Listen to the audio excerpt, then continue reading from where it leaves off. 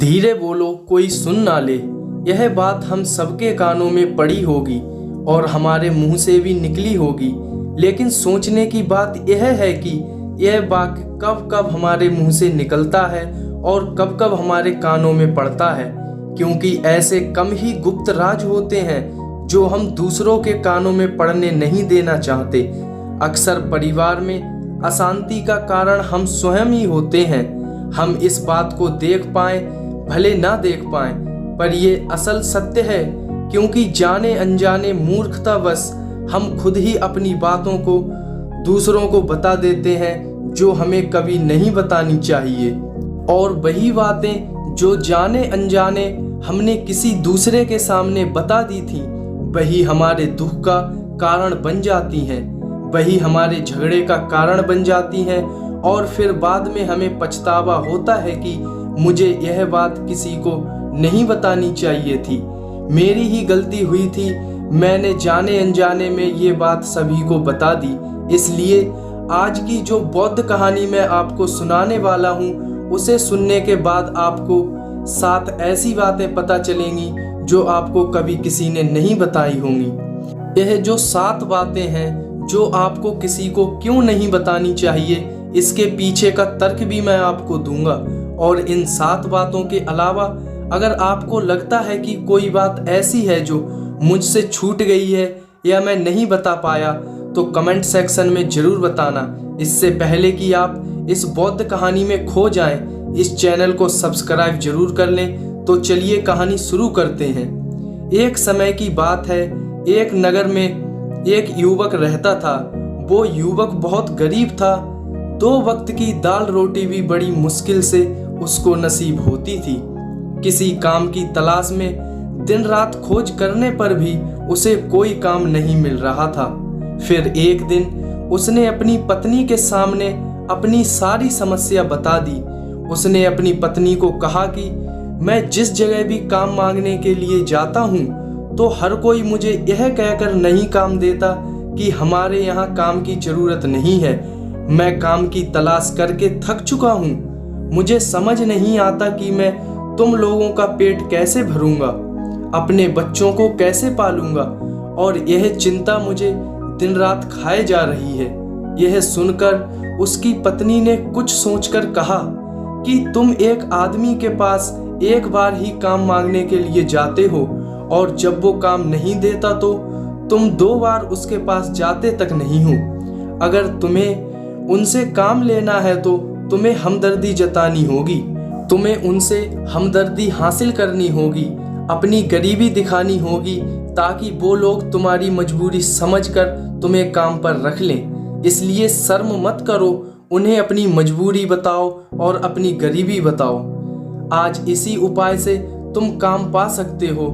यह बात व्यक्ति के मस्तिष्क में बैठ गई और अगले दिन काम मांगने के लिए वो उसी सेठ के पास जा पहुंचा जहां पर वो पिछले दिन काम मांगने के लिए गया था। लेकिन इस बार उसने हाथ जोड़कर उस सेठ से प्रार्थना की, उससे विनती की कि वो बहुत गरीब है और उसे काम की बहुत आवश्यकता है। वो जो कुछ भी उसे देंगे उसमें संतुष्ट हो जाएगा, पर कृपया करके मुझे अपने यहाँ काम पर रख लें। उसकी यह हालत देखकर उस सेठ ने उसे अपने यहाँ काम पर रख लिया। वो रोज वहां पर काम करने जाता था। अंदर ही अंदर वो खुश तो था कि उसे काम तो मिला, लेकिन उसे वेतन दूसरे लोगों से कम मिलता था। वही काम जो दूसरे लोग कर रहे थे उन्हें ज़्यादा वेतन मिल रहा था और इससे कम वेतन मिल रहा था। जब इस बारे में उसने अपने सेठ से कहा तो सेठ ने कहा कि देखो भाई, तुम्हें काम की ज़रूरत थी, मैंने तुम्हें काम दिया, मेरा धन्यवाद करने की बजाय तुम मुझसे शिकायत कर रहे हो। यह सुनकर व्यक्ति वहीं पर चुप हो गया। बात कहीं ना कहीं सत्य थी। सेठ ने तो उसे उसकी मजबूरी के हिसाब से ही काम दिया था और इसीलिए वो उसे अपने अनुसार ही वेतन देता था। लेकिन धीरे धीरे उसने यह बात अपने सगे संबंधियों और अपने दोस्तों को भी बताना शुरू कर दी कि उसका सेठ कैसा आदमी है और उसे कितना वेतन देता है। समय बीतता रहा और व्यक्ति पूरी लगन के साथ अपना काम करता रहा। लेकिन अब परिस्थितियां बदलने लगी थी। सेठ अब व्यक्ति से दूसरे लोगों से ज्यादा काम लेता था और उसे कम वेतन देता था। यह बात उस व्यक्ति के मन को बहुत खलती थी। वो दूसरों से ज्यादा मेहनत कर रहा था और उनसे कम वेतन पा रहा है। इससे उसके आत्मसम्मान को बहुत गहरी चोट पहुंची। अब धीरे धीरे उसका मन अपने काम से हटने लगा। उसका मन काम में लगता ही नहीं था। जाहिर सी बात है कि ऐसी जगह किसका मन लगेगा जहां आदमी को अपने आत्मसम्मान के साथ समझौता करना पड़े। इसलिए जल्द ही उसने अपना काम छोड़ दिया और वो घर पर आकर खाली बैठ गया।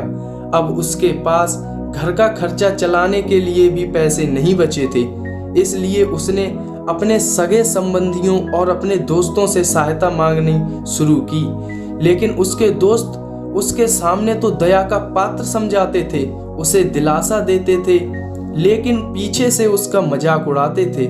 वो कहते हैं कि कितना बेवकूफ है, सेठ ने इतना काम लिया और बेचारे को पैसे भी नहीं दिए। अरे हम इसको पैसे दे दें तो ये कल हमारा भी पैसा वापस कर पाएगा। इसकी हालत ऐसी है, काम तो इसके पास कुछ है ही नहीं, पैसा कहाँ से लाके देगा। और इसी वजह से व्यक्ति की हालत दिन व दिन खराब होती जा रही थी। अब वो दिन रात तनाव में रहने लगा था। वही दोस्त, वही सगे संबंधी जो उसके अपने होने का दिखावा कर देते, वो उसे दया का पात्र समझ रहे थे। उन्हें उसके ऊपर तरस आ रहा था। सब लोग आकर उसे ज्ञान तो बहुत देते थे, लेकिन कोई सहायता नहीं करता था। और अक्सर ऐसा ही होता है, ज्ञान देने वाले तो बहुत मिल जाते हैं, लेकिन मदद करने वाले, उंगली पकड़कर, हाथ पकड़कर आगे चलने वाले कितने लोग मिलते हैं। एक दिन उसे पता चला कि पड़ोस के गांव में एक बौद्ध भिक्षु आया है जो बहुत ही ज्ञानी है। व्यक्ति इतना तनाव में था कि उसे कोई रास्ता नजर ही नहीं आ रहा था। इसीलिए जाने या अनजाने में वो उस बौद्ध भिक्षु के पास पहुंच जाता है। वहां पहुंचकर वो सीधे उनके पैरों में गिरकर रोने लगता है। वो रोते रोते उन्हें अपनी सारी परिस्थिति बताता है। उसे बताता है कि किस तरह उसके सेठ ने उसका फायदा उठाया और उसके सगे संबंधी उसके साथ कैसा व्यवहार करते हैं। सारी बातें सुनकर बौद्ध भिक्षु ने उसे चुप कराते हुए कहा कि बेटा, ये सारी समस्याएं तुम्हारी बुद्धिहीनता, तुम्हारी मूर्खता के कारण उत्पन्न हुई हैं। अगर तुम्हारे अंदर विवेक होता तो तुम इनमें से एक भी समस्या तुम्हारे मन को दुखी नहीं कर सकती थी। लेकिन तुमने अपने अविवेक के कारण, अपनी मूर्खता के कारण खुद ही अपने रास्ते में कांटे बिछा दिए। आज मैं तुम्हें 7 बातें बता रहा हूँ जो भूलकर भी किसी को मत बताना, और इन बातों का अनुसरण करते हुए तुम बाहर से मिलने वाले दुखों को दूर कर ही सकते हो जो बेवजह दुनिया की वजह से तुम्हारे अंदर पनपते हैं। पहली बात जो किसी को नहीं बतानी चाहिए वो है अपनी मजबूरी।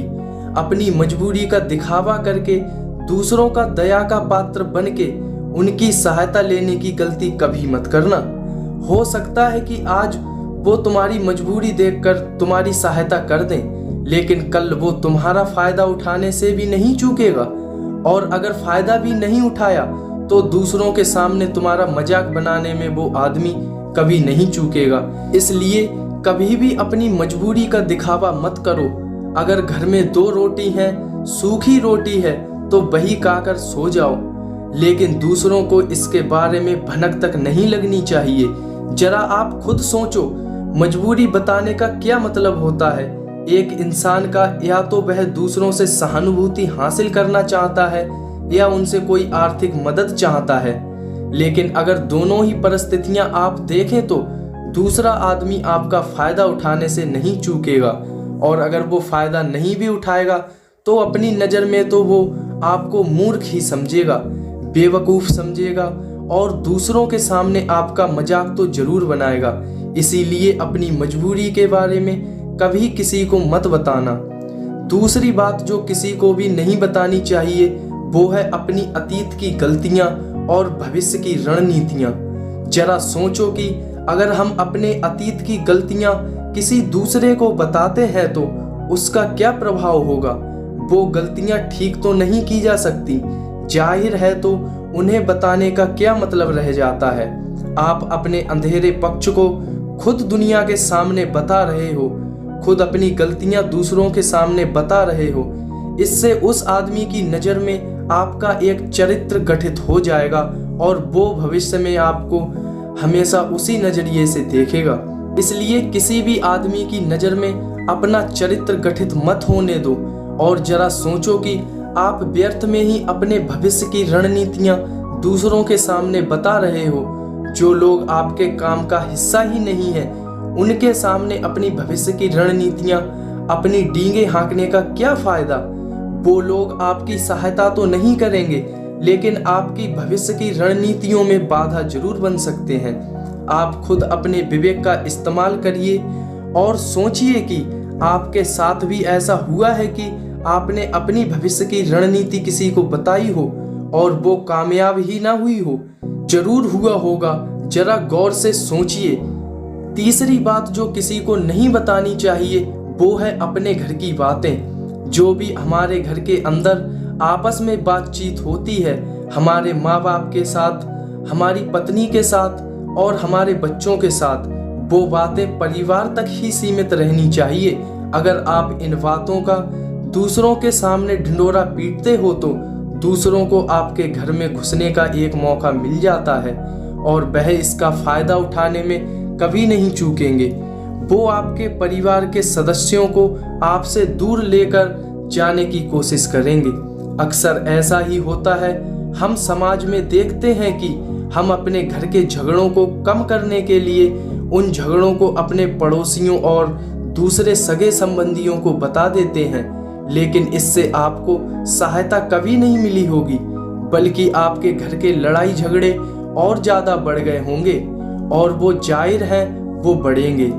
अगर आप अपने माँ बाप की बात दूसरों को बताते हैं तो आपके माँ बाप को बुरा लगेगा ही, हमारा बेटा हमसे बताए बगैर दूसरों को ये बातें बता रहा है। इसलिए अपने घर की बातें और अपने घर की लड़ाई झगड़े किसी के सामने मत बताना। चौथी बात है जो मैं आपको बताने जा रहा हूँ, जो किसी को नहीं बतानी चाहिए।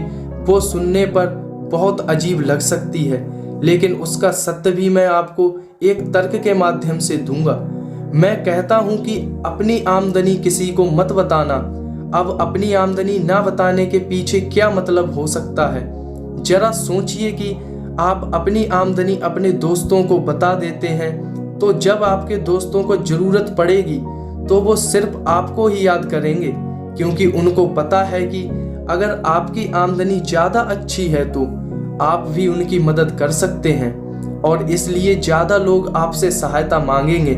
और जब आप उनकी सहायता नहीं करेंगे तो वो सोचेंगे कि इस आदमी के पास पैसे हैं लेकिन मेरी सहायता नहीं कर सकता, लेकिन यह सहायता कर नहीं रहा है और इसलिए आपकी आमदनी पर दोनों दोस्तों के बीच एक झगड़े का कारण हो सकती है। कम आमदनी होगी तो लोग मजाक उड़ाएंगे और ज़्यादा होगी तो सहायता मांगेंगे, तो अपनी आमदनी बताने का कोई मतलब नहीं है।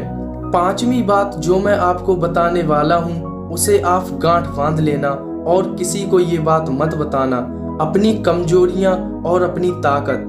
अक्सर इंसान को पता नहीं होता है कि उसकी कमजोरी या उसकी ताकत क्या है, लेकिन अगर आपको अपनी कमजोरी और अपनी ताकत पता है तो पहली बात तो आप बहुत ही बुद्धिमान आदमी हैं और दूसरी बात कि आपको यह बातें किसी के साथ साझा नहीं करनी चाहिए, क्योंकि अगर आपकी कमजोरी या दूसरों को पता चल जाए तो वो आपकी कमजोरियों का फायदा उठाएंगे और अगर आपकी ताकत पता चल जाए तो वह ताकत आपकी कमजोरी बन जाए। अगली बात जो किसी को नहीं बतानी चाहिए वो है अपने मित्र और अपने शत्रु।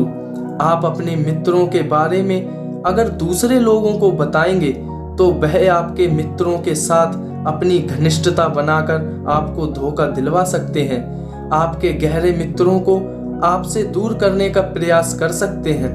अक्सर आम आदमी ऐसा नहीं करता, लेकिन आपके दुश्मन ऐसा करने की कोशिश कर सकते हैं और दूसरी तरफ आपके शत्रु का भी किसी को नहीं पता लगना चाहिए, क्योंकि आज जो आपका मित्र है, अगर कल वो आपका दुश्मन हो गया तो वो आपके दुश्मन के साथ मिलकर आपको परास्त कर सकता है, आपको धोखा दे सकता है। इसलिए अपने सबसे अच्छे दोस्तों को भी अपने दुश्मन के बारे में कभी मत बताना। अगली और आखिरी बात कहना चाहता हूँ कि जब तुम दान करते हो तो दान के बारे में भी किसी को मत बताना, नहीं तो दान करना व्यर्थ हो जाता है, बेकार हो जाता है। जब आप अपने दान का ढिंढोरा पीटते हो तो आप यह बता रहे हो कि मैं कितना बड़ा दानी पुरुष हूँ, और यह आपके अंदर एक अहंकार निर्मित करेगा। इसीलिए दान गुप्त रूप से किया जाए उतना ही अच्छा होता है, उतना ही फलदायी होता है। जब आपका बायां हाथ दान कर रहा हो तो दाएं हाथ को भी बिना पता चले कि बाएं हाथ दान कर रहा है। यह 7 बातें जो बौद्ध भिक्षु ने उस व्यक्ति को बताई, इनमें संसार के सभी सिद्धांत छुपे हुए हैं। इन बातों का अनुसरण करते हुए आप अपने घर में सुख शांति बना सकते हैं और घर के झगड़े हमेशा के लिए दूर कर सकते हैं। आप इन बातों के बारे में अपने विवेक से भी सोचोगे तो आपको यह बातें सच मालूम पड़ेंगी।